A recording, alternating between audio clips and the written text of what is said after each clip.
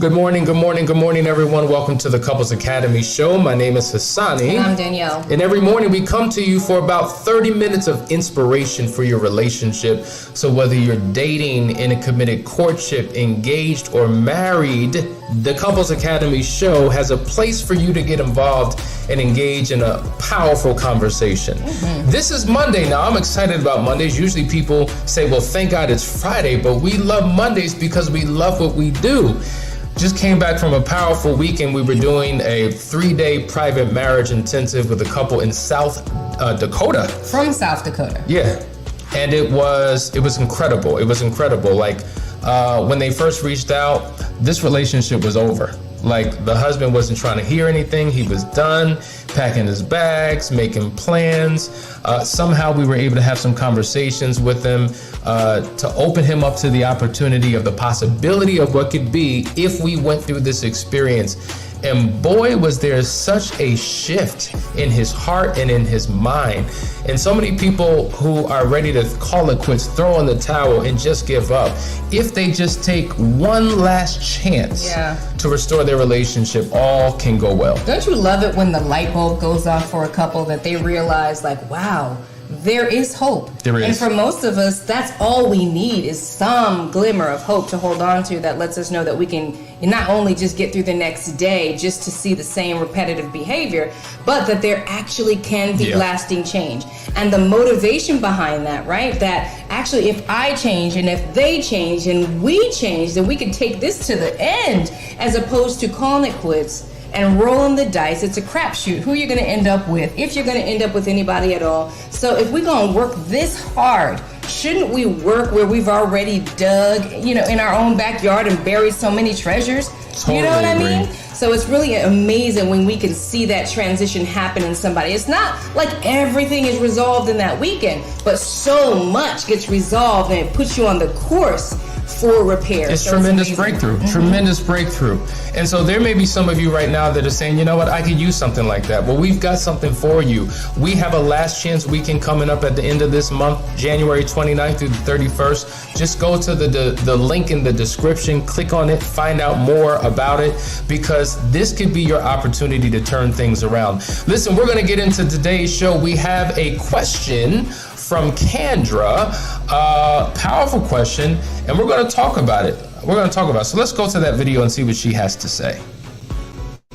My close friend has been married for over 5 years, and she says she's stuck in a loveless marriage that she feels trapped in. I've tried talking to her, she's tried counseling, and still no resolve. Hassani and Danielle, I know you've been married for over 15 years. Any advice?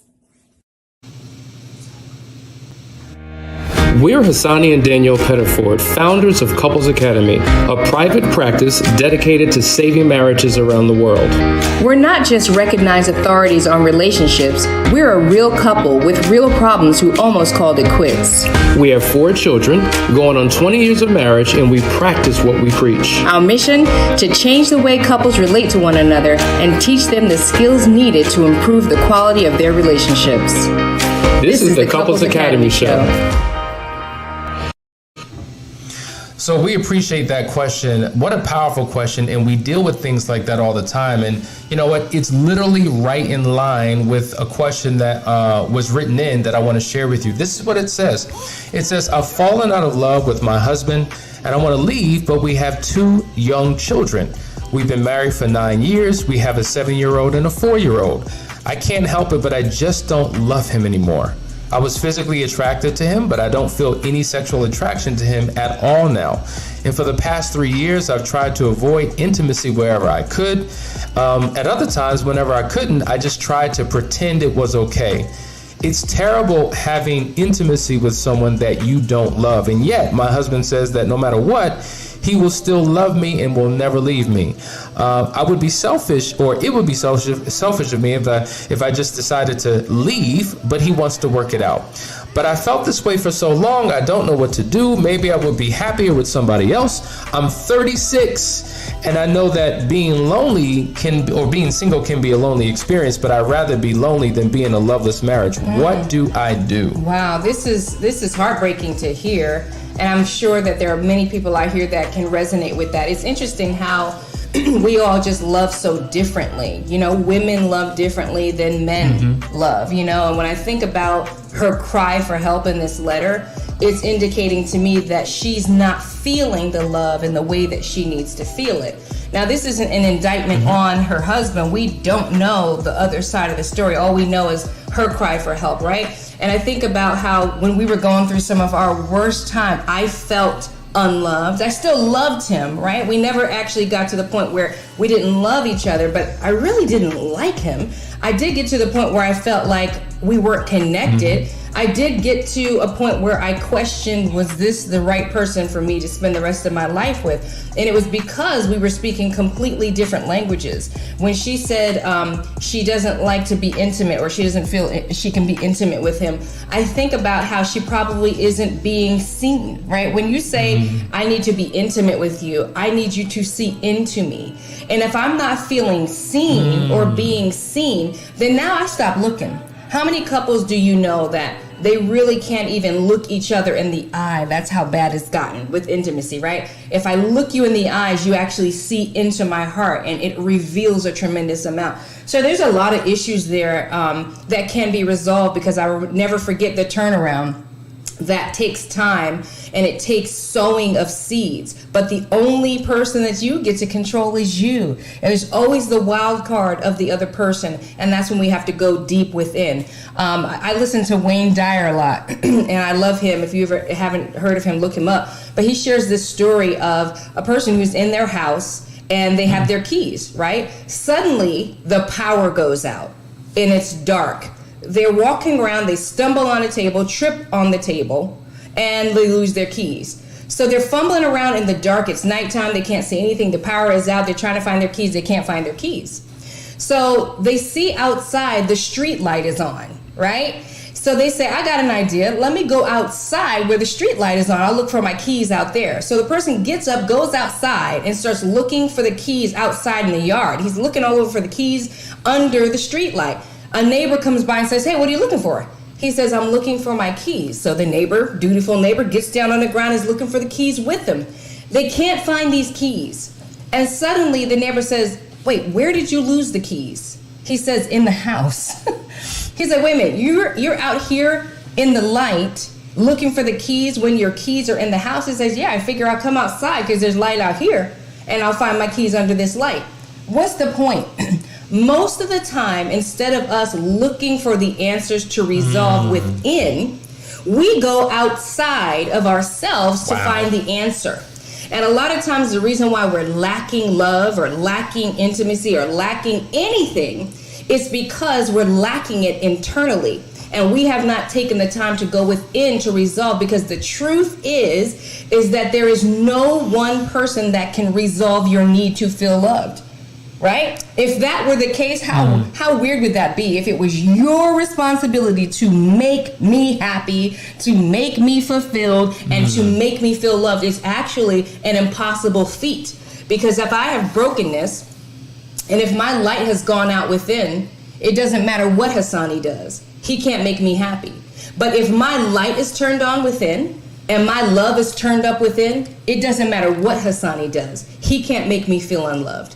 And so at the end of the day, it always turns back to us. You done said something there. Now, you didn't say a mouthful there. Yeah. And it's so critically true. Listen, guys, if you've been in this space, or if you're currently in this space, you can turn things around. See, the reality is we need to understand that love is fragile, but love can be repaired. And so in this question, when we dig into it, ultimately she's saying, well, maybe I should divorce. Maybe I should just choose to be single, as if somehow divorce is the pathway to happiness. Yeah. And it is not. We kind of talked about this before, but as a recap, when you're thinking about divorce, just consider the reality. People who have divorces also have symptoms of depression, self-esteem issues, actually increase after a divorce, because now you're left to deal with issues all on your own. only half of them 5 years later experience a level of happiness. So what they're searching for really is within. I think what you just said was powerful. We oftentimes look outside of ourselves. We look to other people to do for us what we need to do for ourselves. Yeah. So if I'm broke, busted, and disgusted, and on the inside, then guess what? I'm going to attract, nothing's going to change that. No, I'm going to look through a lens. I'm going to look through a perspective that reinforces how I feel on the inside. Absolutely. And my outside world is nothing more than a manifestation of what's going on internally. Now, that's one of the hardest concepts for people to gather.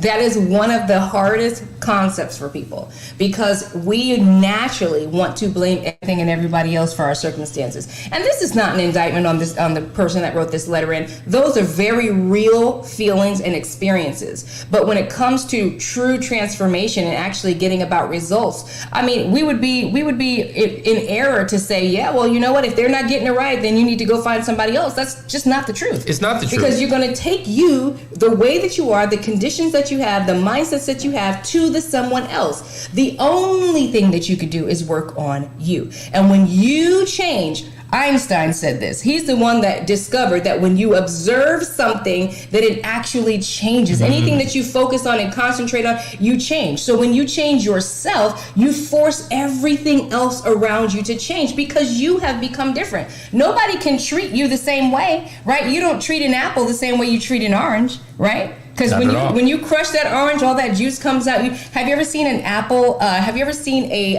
orange juice maker? How they just throw those apples in there and it just crushes juice. I think with apples it's a little bit different, because the juice is different, right? So they have to grind it up, and then they have to juice it and strain it.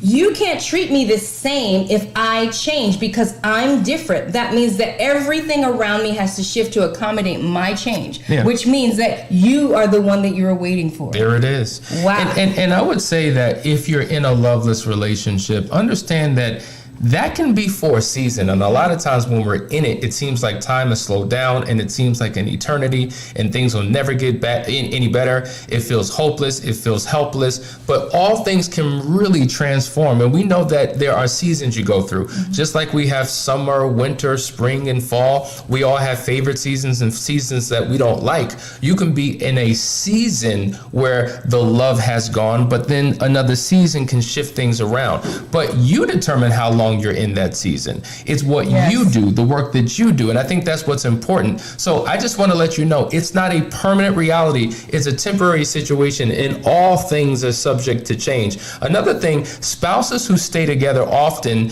actively work on problems and work on communication and behavioral patterns, because they read a book, they go to a class, they take a seminar, they get some counseling. The point is, you don't have to be stuck believing that nothing can ever change. We have thousands of examples of couples who are willing to do something that they've never done before to turn things around. And guess what? Initially, the love feeling may not come back initially, but over a course of time, a pattern of consistency, all of a sudden your heart begins to change. Those feelings begin to be restored. And one of the things that we talk about when we're counseling couples are the emotional needs of men and women. Yes. The point is, if I as a spouse have starved out your need, of course you're not going to feel love. And see, I can be loving you genuinely, but loving you wrong. Right. And I think a lot of times it means that there has to be a relational intelligence that both parties have in the relationship to know how to shift the dynamics in their interaction, so that whatever I'm doing, I'm meeting you where you're at. Because we love people the way we want to be loved, instead of loving them the way they need to be loved. But Danielle, there's all types of signs of a loveless marriage. Absolutely. You know, I want to just say hello to a few people first before we jump into those signs, because today we're talking about, are you in a loveless marriage, right? And what are the signs of those loveless marriages that we're in, so that you can identify and get busy working on it. That's the whole key. But first, let's say hi to JG. Good morning, Facebook user. We need you to put your name in there. Torre Love, good to see you. DD, Danielle Moss, hey. Cynthia Wade, Yvette, hey, good to see you. Cynthia, Yvette again. Yosha, good to see you. MJ, Vashan, good to see everybody. Guys, make sure that you like, share, and subscribe. Make sure that when you come on, you say good morning and let us know where you're from. We'd love to call you out and find out all the places. People are tuning in from all over the world, and it's so cool to see a new corner of the earth popping up here. But we're talking about, are you in a loveless marriage? And there are some signs, and we want to jump into the first one. And one of the first ones is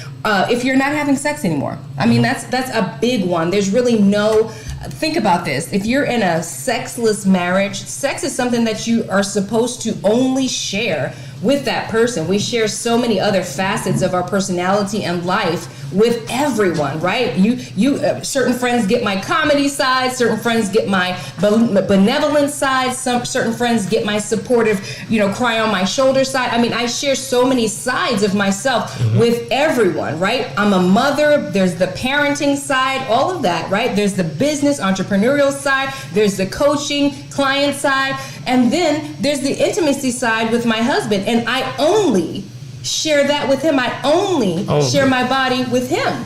And so if you are in a sexless marriage, that is an indication that things have turned south. Yeah, when we talk about the top 5 things that couples struggle with is sex, communication, finances, in-laws, and parenting. And sex is at the top of the list. And you know that there's a problem when couples stop touching, because that's one of the, when you initiate a relationship, you're holding hands and you're hugging. And then once you develop that relationship and you say, I do, now you're engaged in sexual intimacy. And that's the only thing that separates this relationship from every other relationship on the planet. So if you're in that space, it's an indication, most likely, that there may not be anything physically wrong, but there's something emotionally or relationally wrong that needs to be dealt with so that this can naturally, because I think one of the things she said in that letter is, I have sex, but I feel like I'm forcing it. I have no desire for it. There's no connection, because the intimacy is missing in the sexuality. That's the difference. Absolutely. The second one is you have divorce fantasies, and I share this a lot with our groups about our minds, how we have this brilliant, powerful mind that God has given us and He has created within us, and it could literally rule us if we don't rule it, right? And that's what we're supposed to do. We're supposed to be the ones ruling and governing this body, right? Through the Spirit. But instead, what we do is we let our minds run rampant and create fantasies and ideas, and that is where you're sowing these mental and emotional seeds that grow. We don't seem to think or seem to understand how powerful our thoughts are, that every single thing that you've ever done, every accomplishment that you've ever made started somewhere as a seed in your mind. And what you do is you water that seed. You start thinking about it. You start planning it. You start, seeing yourself doing it before you actually walk it out and do it. You saw yourself doing it in your mind a million times. Think about when you graduated and got that master's. You saw yourself walk across that stage many times before you actually walked across that stage. And that is the power of your mind. So what ends up happening is that you are now, because you feel so disconnected and you're lacking the intimacy that Sonny is talking about, now you start to find or create that intimacy for yourself through imagination. You make up the imaginary husband, the imaginary home, the imaginary perfect life, the imaginary perfect children, the imaginary perfect love life and sex and all these things. And all that's happening right here until you literally walk outside and walk into the arms of another person. It's very dangerous ground. And then you realize that everything you imagine isn't real. It's a nightmare. Straight up and down. Yeah. And so in essence, what you're doing is you're experiencing the experience before you experience it. So many people have mentally and emotionally left before they physically left. And to your point, the imagination has taken them there. And then when you're hit with the hard reality, wow, this is not all I thought. And then you begin to live in regret because, man, I should have stayed where I was, put in the work. And that's one of the biggest regrets of people who actually get a divorce. Actually, 1/3 of them regret not putting in the necessary effort to restore the relationship and wish they had reconciled. That's why What percent again? It's 1/3 of all people who initiate the divorce. The ones who initiate it oftentimes regret what they have done and wish they had put in the work to restore the relationship. That's why we see that there's a growing percentage of people who remarry it's so the true. spouse that because they you divorced. get with someone else under the wrong foundation totally. You think about that, right? Those that initiate the divorce and then they wish they had never done it. They wish they put all that energy and effort into their spouse, because what ends up happening is, number one, maybe you stepped out on your spouse in the first place to initiate this relationship. Wrong foundation. And we already know that how something begins is a great indication of how it's going to end. And then secondly, once you get into that relationship, you realize that this person is just as flawed, just as jacked up, maybe worse than you, and definitely worse than your spouse, right? Who you have built so much of a foundation with. And so they now are in the situation. Yeah. It's too late. Now you've moved on and you're sitting back thinking, wow, I wish I had done something different. That's key for those of you out there that are thinking that the grass is greener on the other side. It is not. It isn't. Because when you get close with a magnifying glass, you find out there's grasshoppers and spiders and ants and all kinds of issues in there, and the ones that you weren't familiar with. I'll never forget when we moved to Costa Rica. Hassani and I spent 2 years in Costa Rica. And, you know, every place has bugs, but we weren't ready for those bugs. We weren't ready for those spiders that knew taekwondo. When you tried to kill them, they were like, boom, you know, and we were like, oh my God. We didn't know which snakes were dangerous in your backyard, because we don't have snakes in our backyard here. Yeah, it was a serious situation. Right. So there's always stuff that you don't know. There's always things off the radar. So what do? You work on the things that are on screen, that are on radar, and make those things better. Boom. Number 3, you minimize each other's concerns. That's a big one. I mean, that's probably a pretty strong issue when somebody feels unloved. And we see that in counseling all the time. So one person is giving their opinion, and then the other one responds, well, that's your opinion. I disagree. Like, everything you say, I disagree about. I can't acknowledge or honor anything, any perspective you have. And it really shuts your spouse down. It's just like, well, I can't have an opinion. I can't have anything to say. You minimize, you don't validate, you don't acknowledge, you don't anything. And that creates more of the disconnect, right? And that's how we go from soulmate to roommate, because I feel like there's no alignment, there's no commonality, there's no agreement. When couples just agree to disagree, trust me, when you start going down that path, then you find that there are incalculable numbers of things that you will just make a decision not to agree about. And you cannot be on the same page, moving in the same direction, accomplishing goals, finding fulfillment in your relationship if you don't agree. And minimizing is one of the ways to do that. We could just agree to disagree. How annoying. It is. It's just like really? Do we always have to agree to disagree? The power of agreement is so strong. Why would we decide to agree to disagree when the power is in getting into alignment?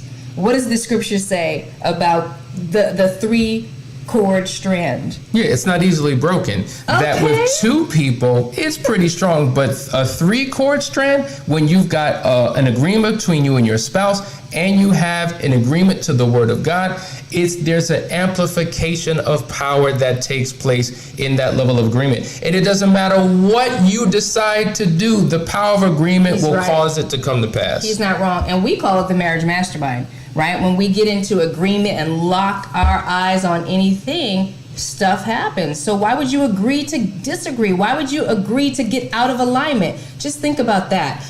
Number 4, all your time feels like alone time with your spouse, right? So no matter if you're sitting together or you're apart, you just feel alone because you don't have anything to talk about. You have nothing to connect on. You don't share your life. Everything is cliche. You don't know what's going on in each other's lives apart from each other because there's zero intimacy. So you just feel alone. They're just there to pay the bills, to warm the bed, to hold a space, but there's no connection. It's called physical proximity. So we could be in the same room, sitting on the same couch, but I'm on my phone, you're flipping through channels, we're in the same physical space, but we are miles apart. We're in 2 different worlds, completely disconnected. And we use the power of social media, technology, phone, everything else to connect with other people and not spending the time to connect with ourselves. And that is a major problem.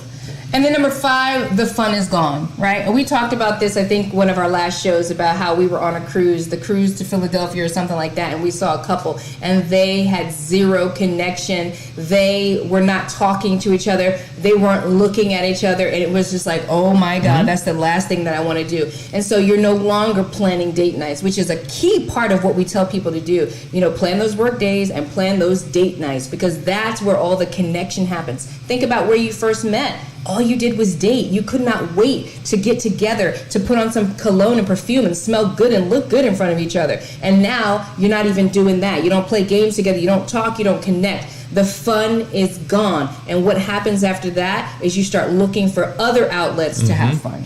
And so some of the questions that you want to ask yourself if you feel like you're in a loveless relationship, and oftentimes when we feel that way, we're looking at how our spouse is not showing up, what our spouse is not doing, and we're not taking a look at ourselves. You kind of have to look at both. But one of the questions that you have to ask yourself, why did you fall in love in the first place? What was it about your spouse? What was it about your connection that allowed you to fall in love in the first place? Sometimes reminding yourself of what that was and then assessing, do we still have that or do we not? Where did we kind of fall off the beaten path? And where can we get back on track to bring back that thing? Because there's some amazing qualities that you loved initially that then became the very source of your frustration after you said, I do. Now, your spouse never changed. Right? That quality is still there. And so what is it about you that makes you think and feel different about the very thing that caused you to fall in love in the first place? And then the second thing is, are those qualities still there? Now, some people know how to show up in the dating phase, and then after they say I do, they're like, well, we're good now. I don't have to put in the work. I don't have to do that. I did that to win you, but I don't necessarily need to do that to keep you. And we always say, however you initiate a relationship is how you want to maintain that relationship. So a fair assessment, are those qualities still there? If they're not, it would be a great idea to write down what those qualities were so that when you engage in a conversation, you can bring them back up and see how you can incorporate them back into that relationship. And another question you really want to ask yourself is, what do you truly want from your spouse? See, a lot of times we know what we don't want, but we really don't know what we do want. When we work with couples and say, let's set up some goals, some relational goals, some people really struggle. They're like, man, I just can't, and that's what it is. It's just like, they can't think of it. Right, because we have a tendency to focus on what we don't want. And whatever you focus on, you bring more of it into your life. And so when you focus on what you do want, things begin to shift and change. It's so true. I wish people would just grasp this. You know, the Bible says, I know I'm always breaking out with the Bible, but I mean, it is the most wise book ever created. I know there's other teachings out there, and there's a lot of wisdom in all of them, no doubt. But to me, that scripture is so powerful because there's a scripture in there that says that he uses the simple things to confound the wise. There it is. The simple things. It's simple, y'all. If you don't want to keep attracting these miserable circumstances in your life, become someone new. Become someone new. When Hassani and I finally got it together, it was when we discovered that we needed to focus on ourselves. It was an aha moment because for both of us, all we were doing was going like this, point at me, there was no concept in my brain that I had anything to do with our problems. He was pointing at me, I was pointing at him. When we figured it out that it was me and my stuff that was bringing heartache and issue into this relationship, and that if I worked on me and became the best version of me, it would force everything to change. Boom. It changed. Hassani had the same experience, and it actually happened the other way around, right? Because you actually initiated the change. I did. And he started, and I was not with it. I was not with it because I was in my head, you.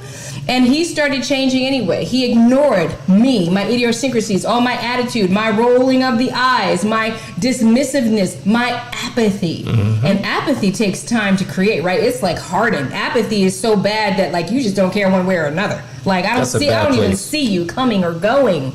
And then all of a sudden, because he kept on tapping at the rocks that were surrounding me in my little protective cave, they started to crumble. And I was like, he's not the same person. He looks a little different. Let me get back in my cave and make sure everything's all right. But he kept chiseling and chipping away. And next thing I know, he was different. He no longer reacted to me the same. He didn't respond to me the same, which forced me to shift the way I responded. So guys, if you want to see change, get busy changing. Yeah. We have a couple comments, powerful comments. Kia says, manifesting your reality is a real thing. Speak it into existence and Kia. work for it. Yes. There's something about the power of words. And I'm telling you, we typically speak the things we don't want. We speak fear. We speak doubt. We speak failure. But there's power in your tongue. There's life in your tongue. And just as you can speak life to your life, you can speak death to your life. Just as you can speak life to your marriage, you can speak death to your marriage. So listen, if you're in a bad place, if you're in a loveless marriage, stop talking about it. Because when you speak, those words travel into the universe. They take shape, they take form, they come back into your life with the possibility of becoming a reality. And then all of a sudden, boom, you have more of the very thing that you've just spoken because you've created it. You've created it through your words. So sometimes you just got to get silent. Sometimes you just got to close your mouth and allow God to just work on the inside of you. Speak the opposite of the facts. Listen, the facts may be you're in a loveless relationship, but the truth is that there's power in transformation if you do what's necessary to turn yourself around, thus turning your relationship around. Well, you know what, Hassani? You done said a word. That's what they said in the old folks church. You done said a word, and y'all need to write that down. That is huge and that is powerful. And you know what? I wish we had time to go into all the comments and questions, but I just want you to know we reserve Fridays for Q&A. And we get up here and we answer your questions one after another. Also, you can reach out to us on our Facebook page. Send a message with your question. We will highlight that question. You can send video questions to info@couplesacademy.com and even letters. As you can see, we will read every one of them and we will answer all of your burning questions on Fridays. Couple commercials before we leave the show. We'll be right back to close out. Stay right there. This is the Couples Academy Show.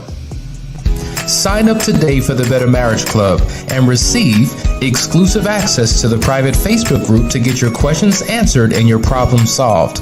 Access to our marriage library of live seminars. Watch the Couples Academy Daily Show.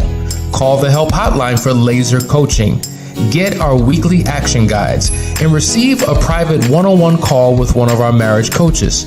To join the Better Marriage Club, simply text MARRIAGE to 973-490-4668. Join today. Your marriage deserves it.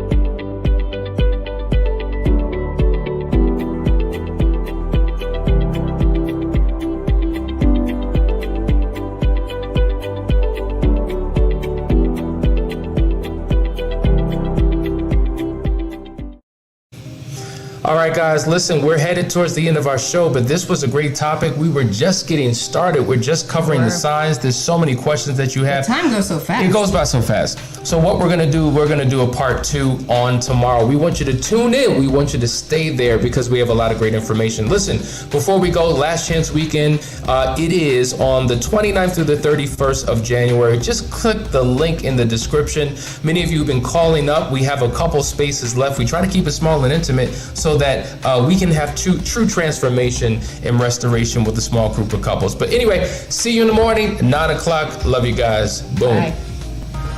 If you would like to be a guest on our show, or if you're interested in one of our restoration programs, contact us today at couplesacademy.org.